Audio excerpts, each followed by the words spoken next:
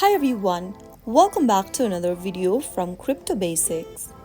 In this video, we will be learning how to find a wallet address on Guarda wallet app. To find a wallet address on Guarda, first of all open up the Guarda application and log into your account by entering your credential. After you are logged in, go ahead and tap on the cryptocurrency you want to find the wallet address for on the main screen.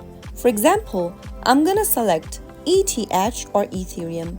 After selecting a cryptocurrency, you will be able to see your wallet address on the display. The wallet address will be visible inside the Info tab.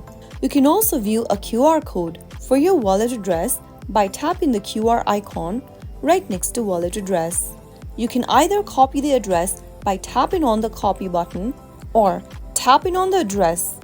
Quickly go ahead and share the QR code to a friend directly or using a social messaging application. Simply select the contact you want to share your wallet address to and tap on send at the top right. Once you share your wallet address, they can send you funds for that specific cryptocurrency. Similarly, you can also let anyone scan the QR code in order to send funds directly to your account. Now you have your wallet address to receive funds for that specific cryptocurrency.